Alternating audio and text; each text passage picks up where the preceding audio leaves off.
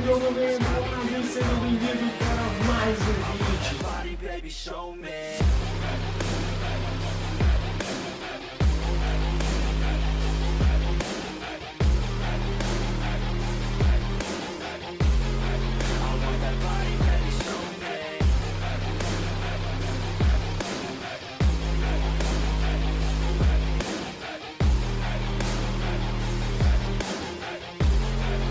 Voltando com o quadro Polêmicas e Opiniões, vamos falar de Vingadores Guerra Infinita. Esse filme que já esteve no cinema, fez um sucesso de bilheteria, mas também é o Guerra Infinita, né? E com certeza, como qualquer outro filme, Guerra Infinita ganhou uma série de críticas sobre erros ou furos de roteiro. Na internet já estão rolando vários vídeos e informações sobre esses tais erros de roteiro. E eu separei os 4 que eu mais achei, os 4 que as pessoas mais falaram, apontaram que era um possível erro. E eu busquei por mim mesmo uma explicação para cada um deles e cheguei à conclusão que sim, galera, cada erro que você verá aqui tem uma explicação. Ou seja, cada erro que está aqui está absolutamente errado. Mas não estou aqui dizendo que o filme não tem erro ou o filme é totalmente perfeito, até porque nenhum filme é assim. Ainda mais com um filme um tamanho como Guerra Infinita, que é claro que quanto mais o famoso e mais assistido o filme é, mais erros ele terá, porque mais pessoas irão assistir e mais pessoas irão procurar os erros e depois apontar como crítica. Sigam o Sonho da Ideia e já empurram o like pra dar aquela moral. Então segue aí. Onde estão os outros personagens? O primeiro já começando com um bem complicado. Onde estão os outros personagens dos outros filmes? E isso, é claro, resumindo a Valkyria do filme Thor Ragnarok. Ela era uma guerreira protetora de Asgard há muito tempo. E o Thor, lá em Asgard, no seu último filme solo, encontrou uma das últimas guerreiras. E a menina era diferenciada. Mas quando o Thor ele destruiu lá Asgard e tomou um porradão do Thanos, essa menina simplesmente desapareceu. Ninguém sabe pra onde ela foi, ninguém sabe aonde ela foi parar. E, é claro, não citaram nem o nome dela em Vingadores Guerra Infinita. Muitos apontaram isso como um furo de roteiro por esquecer um personagem que poderia ajudar na luta contra o Thanos e ser uma ajuda muito bem relevante. Mas isso eu não apontaria como erro de roteiro, até porque é um personagem, querendo ou não, secundário para o filme Guerra Infinita. Em Thor seria diferente, já que é outro filme. Em Thor Ragnarok seria até um personagem principal da trama. Mas em Vingadores Guerra Infinita, onde que a história é filmada em torno do Thanos, as Joias do Infinito e os Vingadores junto com os outros personagens dos outros filmes principais se reunirem e aí começar o tal conflito pelo universo inteiro. Isso não colocaria alguns outros personagens de outros filmes, até porque eles sendo secundários. Então a Valkyria não aparecendo em Vingadores Guerra Infinita não é simples um furo ou um erro dos roteiristas não colocar um simples personagem.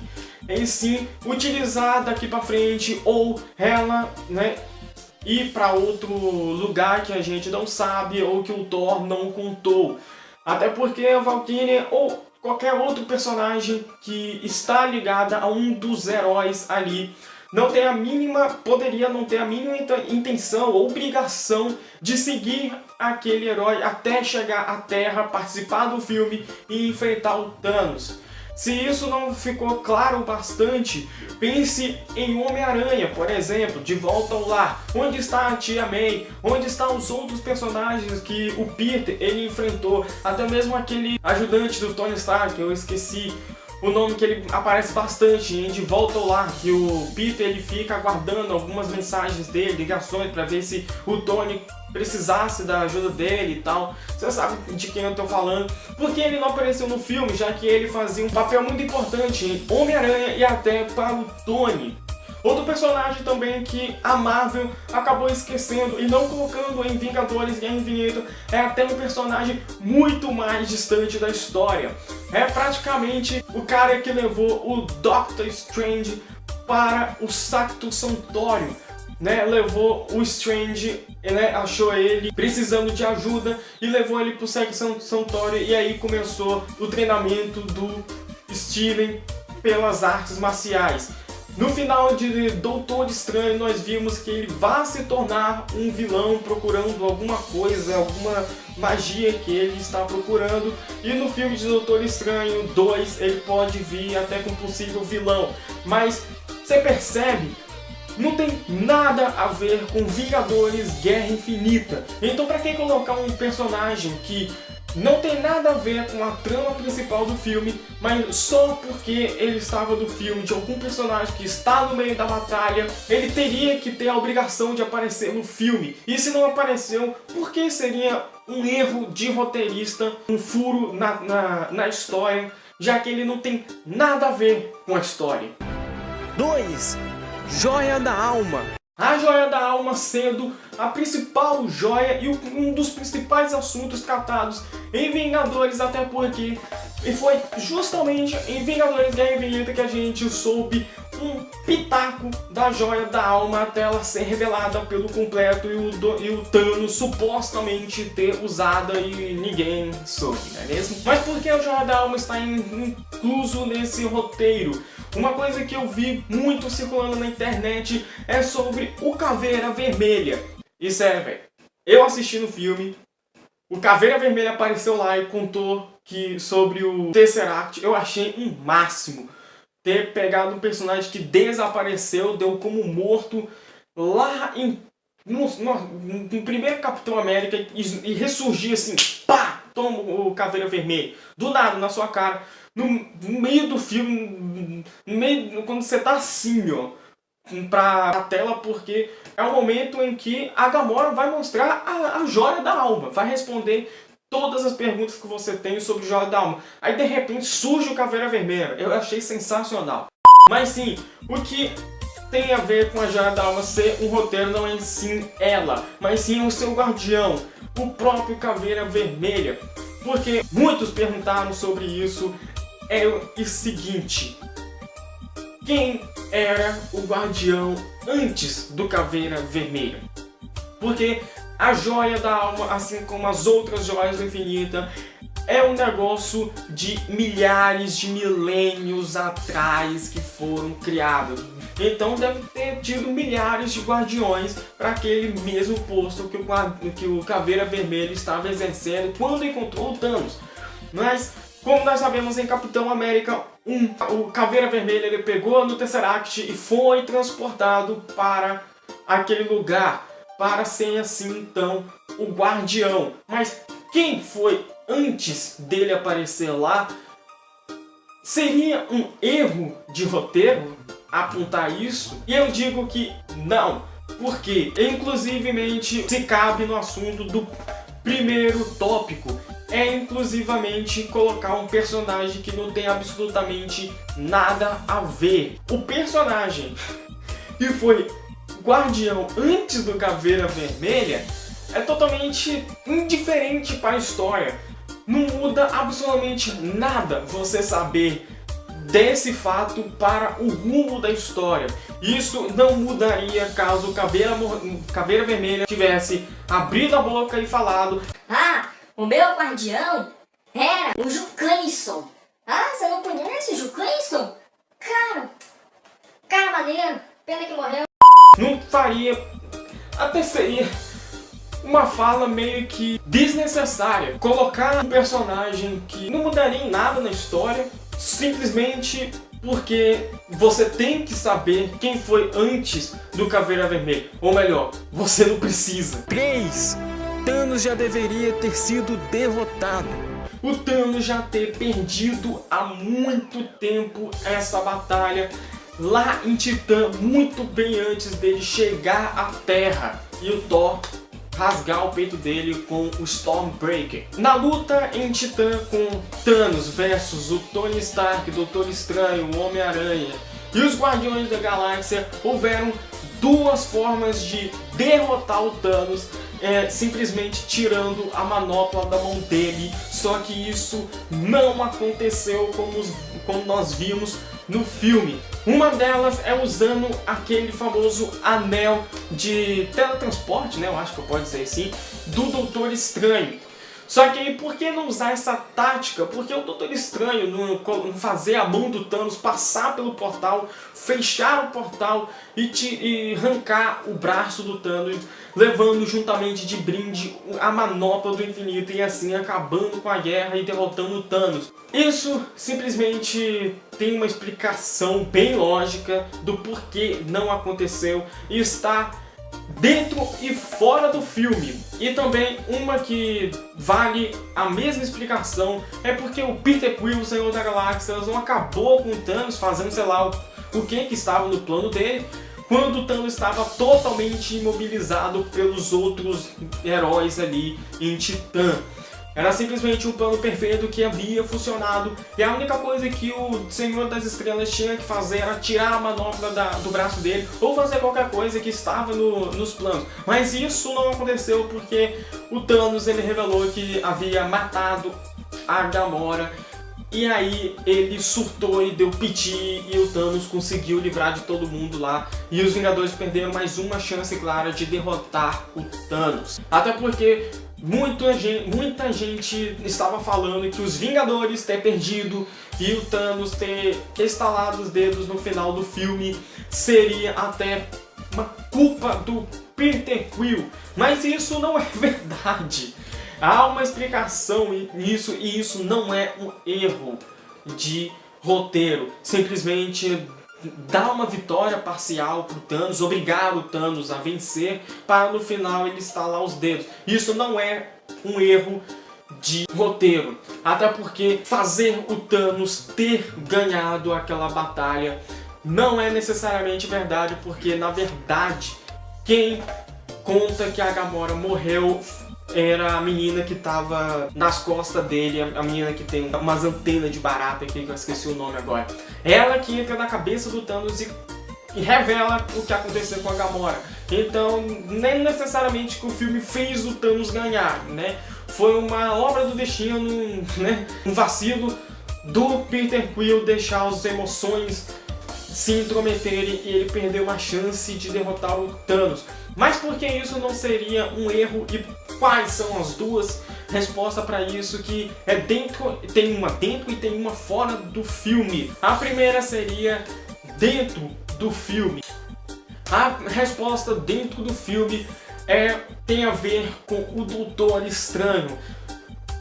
Gente, o Doutor Estranho lá em Titã, antes do Thanos chegar, o mago simplesmente viajou no tempo utilizando a Joia do Tempo e viu mais de 14 milhões de possibilidades no futuro. Ele viu 14 milhões de linhas do tempo.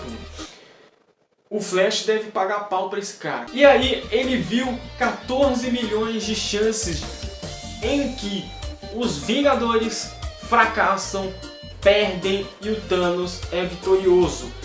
Menos uma que é a salvação, que ele tenta fazer que tudo ocorra do jeito que ele viu, para no final o Thanos perder e os Vingadores serem vitoriosos. Até porque ele, na nave, antes de chegar em Titã, o próprio Doutor Estranho revela que se fosse para escolher entre salvar a vida do Tony Stark ou do Homem-Aranha e salvar a Joia do Tempo, ele escolheria sem hesitar salvar a Joia do Tempo. Mas na hora ali do vamos ver, ele entregou a Joia do Thanos de graça para preservar a vida do Tony.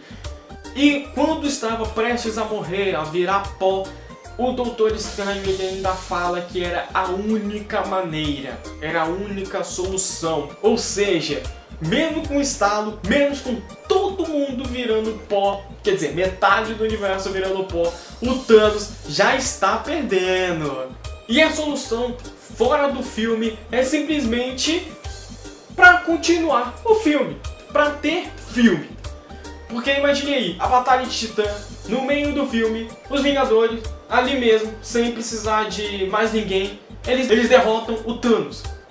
O Thanos não iria nem pra Terra, não haveria nem aquela invasão em Wakanda, e nem veríamos o Stormbreaker em ação. E nem, claro, não aconteceria um estalo de dedos no final do filme. Então, aquilo não acontecer, os Vingadores não ter ganhado em Titã, foi simplesmente para continuar o filme. Mas tudo que a gente viu em Vingadores depois de Titã não aconteceria. Até nos Vingadores 4 nós veríamos a Capitã Marvel em ação. 4. Destruição da metade do universo.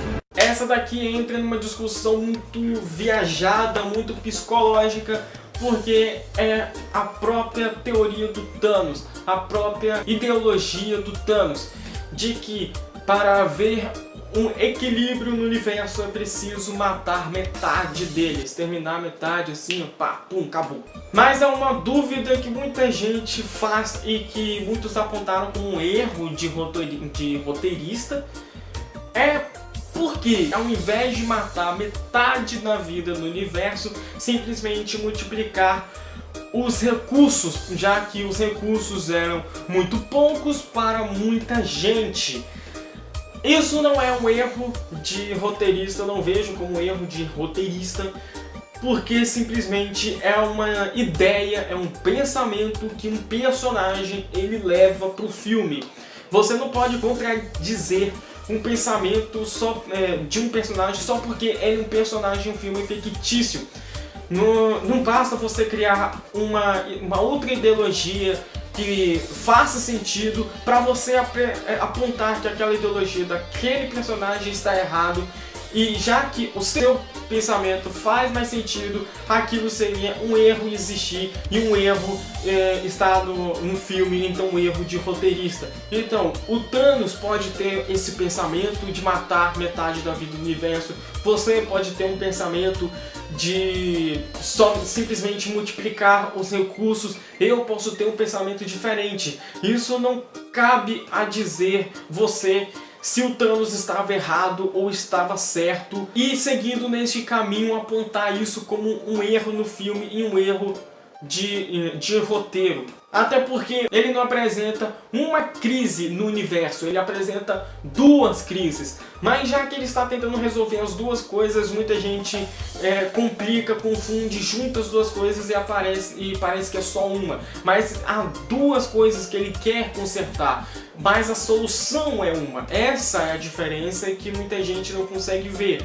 As duas crises que há no universo é a falta de recursos e a superpopulação incontrolada no universo, ou seja, ter muita gente nascendo e vivendo e poucos recursos para essas mesmas pessoas, e a solução é a mesma, é uma só. Então você acaba unindo as duas, mas são duas diferentes. Ou seja, pela sua ideia de não exterminar metade do universo e simplesmente multiplicar os recursos, você acaba só simplesmente resolvendo uma coisa dos dois problemas. Não seria um erro de roteirista, até porque o Thanos estaria certo em não simplesmente aumentar o recurso, e sim subtrair as pessoas. Claro que não estou aqui para falar que matar pessoas é certo, até porque estamos falando de um filme fictício.